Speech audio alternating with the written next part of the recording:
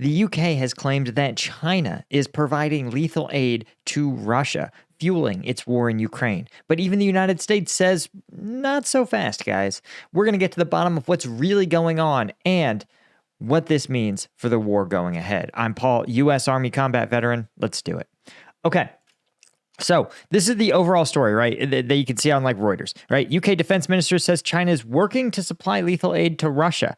And this is from British Defense Minister Grant Shapps, accusing Wednesday of providing or preparing to provide Russia with lethal aid for use in its war in Ukraine, which is a weird distinction because essentially he's saying you either have or totally are about to. Right? We think you did it already or you're about to do it, right? Which is, again, kind of a weird phrasing and a weird criticism.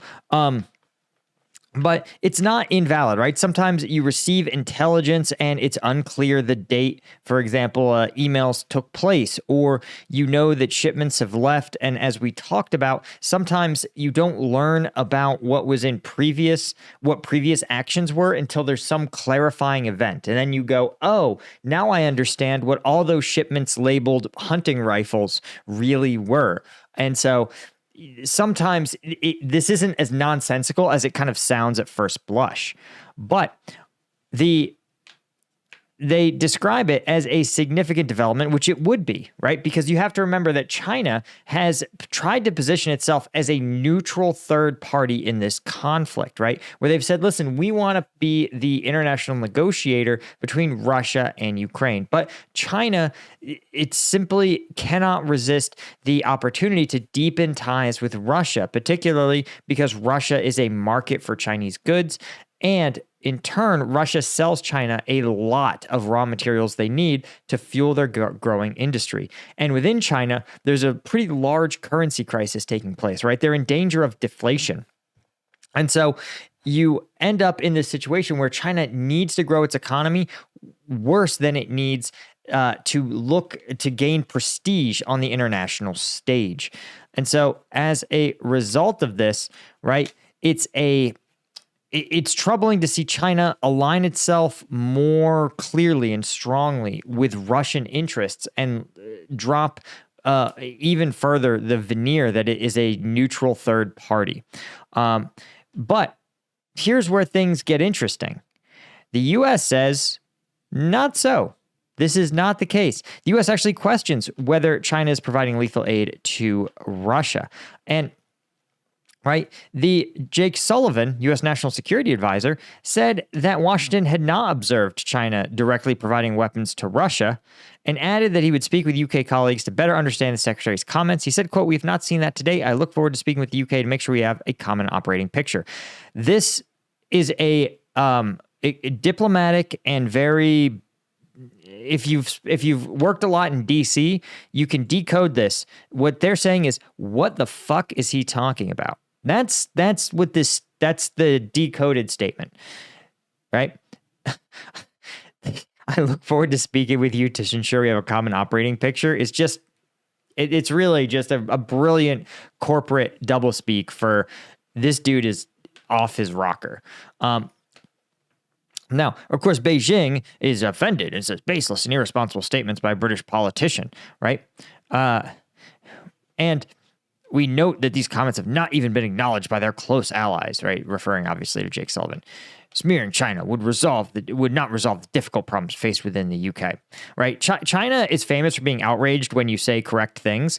And so the fact that China is so sensitive about this, to me, is an indicator actually that they might actually be providing lethal aid, right? Because remember, the UK is not as well funded as the United States, right? The United States intelligence apparatus is big and high tech, but the UK is very, very good at intelligence. And when you run your own operation, right, it's just like fishing. Yeah, someone else may have a bigger fishing boat, and you might even be trawling the same waters, but that doesn't mean that a small fishing boat can't catch fish, right? So it's possible that the UK found some piece of information that elucidated and let them come to this conclusion, even though the US hadn't.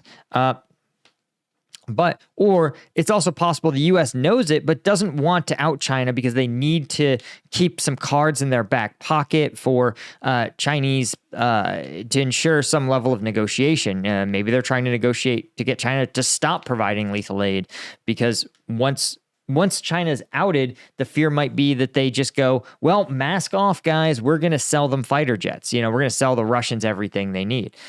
But what I think is actually the most likely scenario, I'm going to talk about here in just a second. But if you feel like you need to equip yourself with the energy you need to get the job done, you don't need to go to China. You don't need to make a deal with a dictatorship. You just need Strike Gum, right? This is the zero sugar energy drink alternative with 90 milligrams of caffeine in every piece, 100 milligrams of alpha GPC, zero sugar. This has all the caffeine of a Red Bull or an Amp Energy in every single piece. You can get Strike Gum on strikegum.com or at Amazon. Just search for Strike Gum. Thanks to the dozens of people who've left us 5-star reviews. And if you've ordered the 5-pack, right, which is the sweet middle ground between ordering a individual pack and ordering the huge tray with 75 pieces, if you want that middle ground, right, check it out. It's 5 packs, 25 pieces of gum, the equivalent of 25 energy drinks.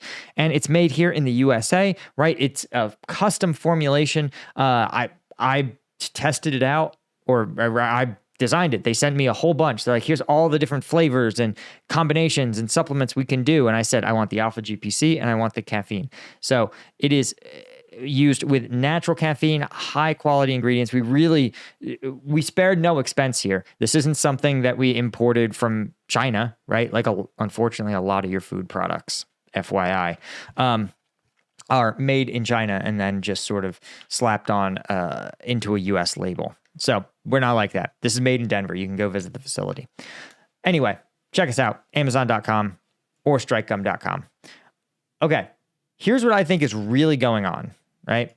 And China has been outed for a while as providing dual-use parts and equipment, right? And when asked about what exactly constituted lethal aid, the UK kind of demurred. They didn't really say anything, right? But earlier this month, the U.S. sanctioned 2 Chinese companies allegedly supplying Russia with drones, ammunition, in addition to chip sensors and military technology. So what a lot of these things are is dual use, right? Dual use refers to things that could have a civilian application, but could also have a military one. And unfortunately, as we've seen for drones, that's pretty classic, right? You sell someone at what's clearly a camera drone or a filming drone, but with a few quick modifications, sometimes right there in the battlefield, those drones can become weapon systems, either FPV weapons or overhead attack drones. Very easy to do and very, very difficult to verify whether you've sold a camera drone or a lethal military drone. Similarly, right, when you talk about chips, sensors, and engines, you're talking about tools that are used by a lot of these militaries that can easily be retooled. And I suspect even sometimes it's really blatant. Like China is selling them hunting rifles, right? But they are the CQA hunting rifle, okay? Just join me in looking at what the CQA hunting rifle looks like. As you can see here, the Chinese Norinco CQ looks real familiar, guys. But guys, listen, it's obviously not a US M16 or M4 clone. Look at this slight curve to the handle. Totally different. Absolutely not IP theft at all, right? So these hunting rifles made by Norinco are pretty clearly pretty clearly, dual use, but maybe Russia just has a really strong hog hunting culture. Similarly, right, ballistic plates and plate carriers, right? Chinese body armor was routed via Turkey to Russia. That could also just be for Russia's robust security guard industry, right? Security guards and police have to use that stuff. So maybe maybe Russia just needs to equip its police. So a lot of this dual use stuff is like almost perfunctory, right? It's obviously used for, lethal means, and it's just a turn of the screw, right? Again, we know also, but a lot of what they also sell to Russia is things like machine parts, right? The tools to make the tools. So that therefore China can't say, listen, we didn't make spare parts for a T-72. Instead, we sold them a press that presses T-72 axles, and we sold them raw material, treated steel that you could press into T-72 axles, but we didn't sell them the actual axles themselves. So there's a lot of these workarounds. And, China, you have to understand, right? China looks out for China. And in fact, they don't even just look out for China. They look out for Han Chinese. That is Han Chinese citizens. That's it.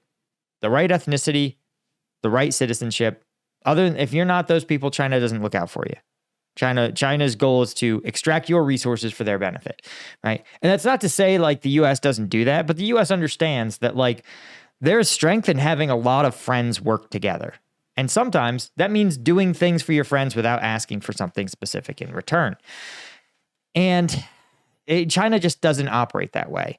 And we in the West, sometimes we think that. We're like, China doesn't want to see bad things happen in other countries. But the Chinese worldview is like, if it's not happening in China, we don't give a shit about it if it doesn't impact China.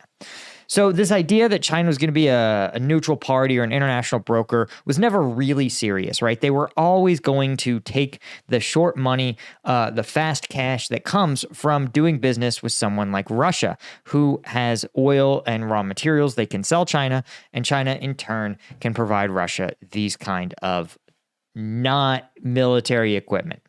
So I think that's likely going to come out as the source of this dispute, slight differences in what constitutes lethal aid and what constitutes dual-use technologies. Anyway, guys, that's all I had. Just wanted to break down the story a little further. And, of course, a huge thank you to all the Colonel tier members of CombatVetNews.com, our Lieutenant tier members, and all the members of Combat Vet News. I couldn't do this without you guys. See you in the next one. Cheers.